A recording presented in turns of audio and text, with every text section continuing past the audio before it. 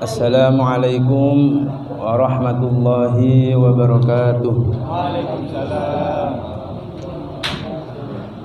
Alhamdulillahi rabbil alamin wa bihi nasta'in ala umuri dunya waddin. Wassalatu wassalamu ala asyrafil anbiya'i wal mursalin wa ala alihi wa sahbihi ajma'in.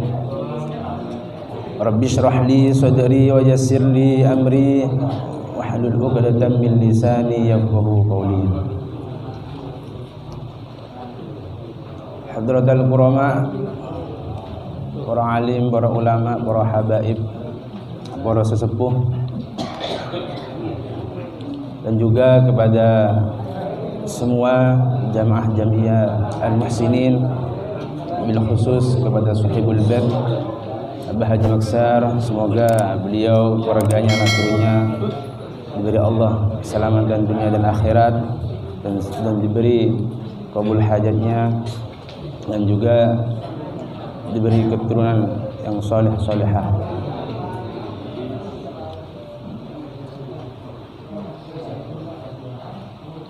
Alhamdulillah, pada kesempatan hari ini kita masih diberi oleh Allah kesehatan, nikmat bisa hadir dalam majelis yang penuh barakah ini.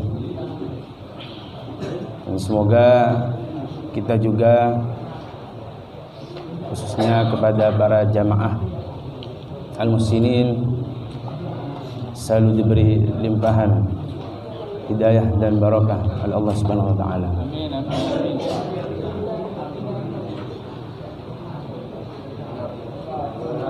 Kita hari ini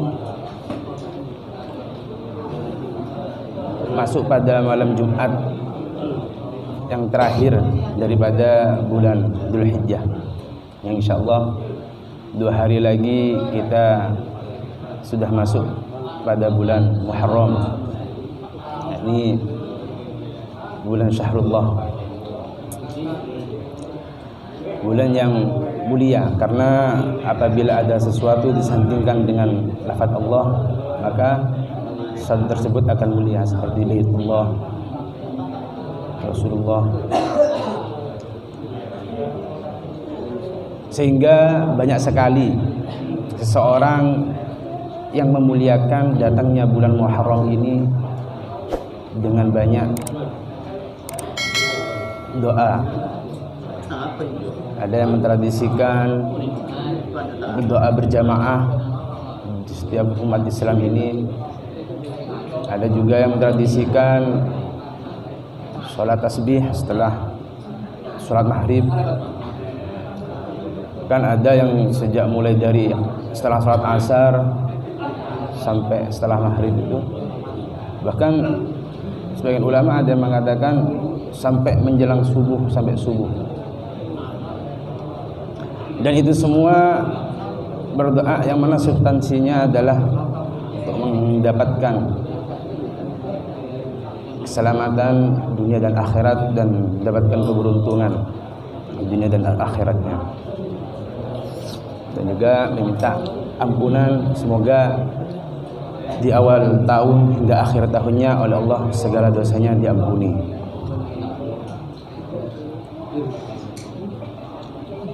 Dalam bulan Muharram juga ada suatu keistimewaan di bulan tersebut, yakni hari Asyura, yang mana banyak peristiwa-peristiwa penting yang sudah terjadi di hari tersebut.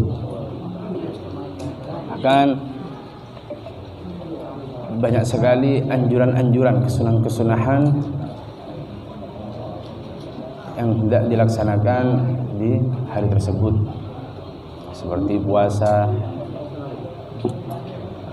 dan lain sebagainya.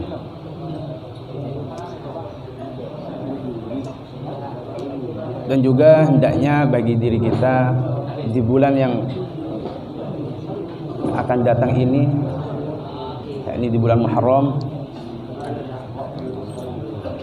hendaknya kita bermuhasabah dari apa yang telah kita lewatkan di hari-hari sebelumnya,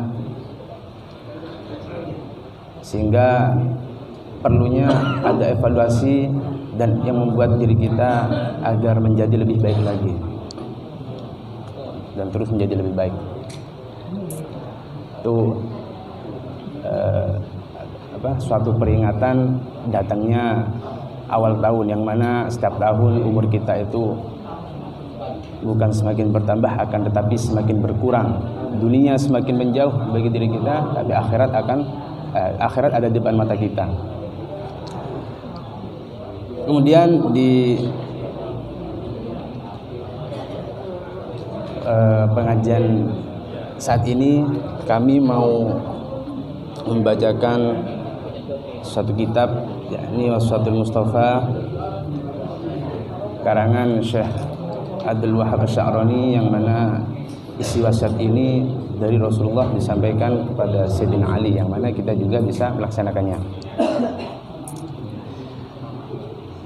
Bismillahirrahmanirrahim. Sebagian daripada isi daripada wasiatnya Rasulullah ini ada suatu anjuran yang hendaknya disunahkan dilaksanakan di bulan Asyura, yakni ya Ali wahai Ali, tamanna Jibril ay yakuna min bani Adam bisib'i khisalin. Malaikat Jibril, wahai Ali, malaikat Jibril itu memiliki suatu cita-cita, memiliki suatu harapan yang tak akan tersampaikan. Tamanni itu seperti halnya kita mengharapkan biar kita muda lagi, mengharapkan sesuatu yang tidak mungkin terjadi tapi akan terjadi. Itu tidak mungkin. Sesuatu yang nggak mungkin terjadi tapi kita mengharapkan akan terjadi. Karena hal yang demikian adalah seakan-akan mustahil. Jadi malaikat Jibril itu memiliki cita-cita yang mana cita-cita itu bisa dilaksanakan oleh anak Adam, yakni seperti kita ini. Kita ini keturunan Nabi Adam, memiliki suatu tingkah atau suatu pekerti atau suatu pekerjaan, yang mana pekerjaan itu dicita-citai oleh malaikat Jibril, tapi nggak mungkin malaikat Jibril melaksanakannya.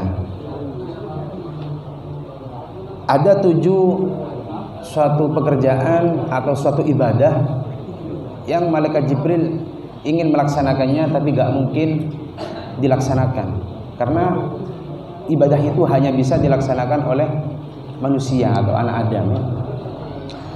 Yang pertama yakni as-shalawatul khamsi ma'al imam, ay jamaah. Ini berarti saking besarnya ibadah ini sampai malaikat Jibril itu mencita-citakan. Yang pertama adalah sholat 5 waktu dengan imam atau berjamaah. Kita tentunya pasti sedikit banyak tahu tentang fadilah-fadilah jamaah dan keistimewaannya. Bahkan Rasulullah hingga akhir hayatnya pun beliau tidak meninggalkan jamaah. Hingga mau menjelang wafatnya beliau masih berjamaah. Kemudian wa mujalasatil ulama, lenggah-lenggahan kalian para ulama, atau kita berziarah kepada ulama juga bisa. Dan di bulan Asyura ini kita juga dianjurkan untuk berziarah kepada ulama di hari Asyura yang akan datang ini. Karena apa? Orang yang berziarah menzara aliman faka'annama zarani. Dawuhnya Rasulullah, barang siapa yang berziarah kepada orang alim, maka seakan-akan dia berziarah kepadaku. Ya, di bulan Asyura itu lebih besar lagi fadilahnya. Bahkan seakan-akan apabila dia berziarah ke satu ulama, dia seakan-akan berziarah 1000 kali ulama dari biasa. Di satu kali ulama itu dia seakan-akan berziarah ke Rasulullah.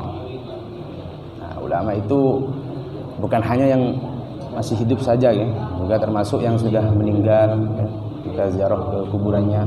Karena apa? Dahulunya yang Abdullah Al-Haddad, Sahibul Haddad, ihtimamul amwat lil ahya asyaddu min ihtimali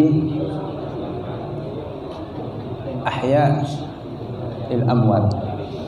Jadi perhatiannya orang yang meninggal, ulama-ulama meninggal itu lebih memperhatikan kepada orang yang masih hidup daripada perhatiannya orang hidup kepada orang yang sudah meninggal. Bisa jadi dulu ketika masih hidupnya para wali ya, guru-guru kita, itu dia hanya memperhatikan ketika kita ada di pondok atau ketika kita di depan beliau. Tapi ketika beliau sudah meninggal, bisa saja perhatiannya itu lebih ketika kita di rumah. Beliau juga memperhatikan kita, apa saja yang dilaksanakan oleh murid-muridku, oleh santri-santriku dan lain sebagainya. Itulah pentingnya kita juga mendekat kepada para ulama, entah yang hidup atau yang sudah wafat. Semoga kita juga dapat barokahnya. Kemudian yang ketiga adalah iyadatil marid, menyambangi orang yang sakit, menjenguk orang yang sakit. Itu kalau dilaksanakan di hari Asyura seperti halnya dia menjenguk 1000 orang yang sakit. Kalau tidak di hari Asyura, dia selain dia juga mendapatkan doa 70 malaikat ketika bagi seorang yang menjenguk orang sakit. Dan juga dianjurkan bagi orang yang menjenguk orang sakit itu hendaknya tidak malah menakut-nakuti. Contohnya seperti ini, kemarin tetanggaku sama penyakitnya kayak ini, nggak lama meninggal kan, itu malah membuat takut, kasihan. Hendaknya ya diberi suatu kebahagiaan sehingga terhibur, karena orang sakit niku nggak enak, sumpah. Juga kita juga dianjurkan untuk meminta doanya orang sakit, karena orang sakit itu sedang bersama Allah. Kemudian selanjutnya yang keempat, wa tasyi'il janazah. Kita hendaknya mengiringi jenazah. Mengiringi jenazah dari ketika beliau masih belum dirawat sampai dimakamkan, itu juga banyak sekali fadilahnya, agung sekali fadilahnya. Ini sangat dicita-citakan oleh malaikat Jibril. Kemudian wasaqil ma, mengalirkan air, juga termasuk afdalul ibadah. Dari beberapa ibadah ini juga termasuk lebih utama-utamanya ibadah, mengalirkan air bagi yang sedang membutuhkan hanya segelas air. Apalagi pas lagi yang membutuhkan itu orangnya sedang berpuasa, kita seakan-akan juga ikut berpuasa. Dan banyak sekali sebenarnya keutamaan ini, makanya sampai diharapkan oleh malaikat Jibril, dicita-citakan oleh malaikat Jibril. Kemudian wasulhi bainal itsnain, mendamaikan dua orang yang sedang bertikai atau bertengkar. Hendaknya ketika kita melihat ada tetangga atau saudara atau teman yang sedang bertengkar, jangan malah menjadi provokasi, jangan malah kita menjadi pengadu domba sehingga menjadi panas. Bahkan dalam bab suluh itu kita untuk mendamaikan, boleh kita untuk berbohong biar bisa menjadi damai. Bohong di sini bukan berarti menghalalkan perkara yang haram, bukan. Karena memang ada suatu tujuan. Sehingga apabila sudah agak memungkinkan, maka ya kalau jalannya berbohong untuk mendamaikan, ya boleh-boleh saja. Mereka memang dari si kubu A dan kubu B saling menghina, bagi yang menengah-nengah hendaknya ya jangan malah membakar, ya malah bisa jadi membaik-baikkan, walaupun sebenarnya enggak seperti itu. Kemudian wa ikramil jar, memuliakan tetangga. Nah, patokan orang baik kalau dalam suatu hadis itu apabila tetangganya mengatakan baik, maka orang tersebut diklaim baik. Jadi untuk mengetahui orang itu baik atau tidak, tanya ke tetangganya. Kalau tetangganya sepakat baik, insya Allah orang tersebut baik. Bahkan sampai dikatakan sempurnanya iman itu apabila seorang bisa memuliakan tetangganya. Karena ada hak-hak kita bagi tetangga, sekalipun tetangga kita adalah non-muslim. Walaupun tetangga kita adalah orang kafir, kita juga mempunyai hak atas tetangga tersebut. Apalagi tetangga kita orang Islam, saudara kita sendiri.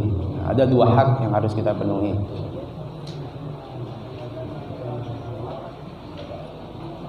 Kemudian wal yatim, wa ikramil yatim. Hanya kita juga memuliakan anak yatim. Nah, ini amaliyah ini juga dianjurkan ketika di hari Asyura, yang mana dengan usapan dengan kita memuliakan anak yatim dan mengusapkan tangan kita kepada rambutnya anak yatim, itu bisa membuat lembut hati kita. Ada suatu sahabat lelaki bertanya kepada Rasulullah, wahai Rasulullah, hatiku sedang atos atau sedang apa? Atos ya bahasanya, atau keras. Kemudian oleh Rasulullah diberi solusi. Apakah kamu ingin hatimu lembut? Apakah kamu ingin hajatmu terkabulkan, tersampaikan? Nah, ya Rasulullah. Maka oleh Rasulullah, lemah lembutlah kepada anak yatim, kasihanilah kepada anak yatim. Maka kamu akan mendapatkan keduanya tadi. Selain kau mendapatkan hati lembut, kamu juga mendapatkan apa yang kamu inginkan, apa yang kamu hajatkan.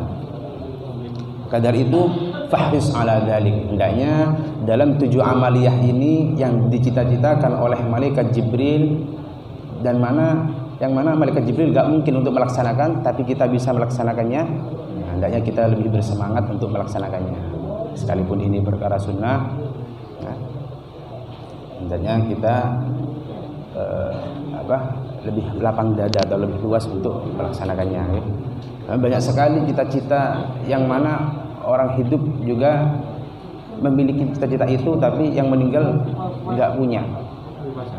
Ada cita-cita yang mana orang hidup memiliki cita-cita itu, tapi yang meninggal mengharapkan cita-cita itu, tapi nggak mungkin untuk melaksanakannya. Yakni dalam satu hadis, sujud, bisa melaksanakan sujud kepada Allah, diberi kesempatan untuk hidup lagi dan sujud kepada Allah, itu adalah satu cita-citanya semua umat Islam yang sudah meninggal di seluruh dunia. Sedangkan kita masih diberi kesempatan.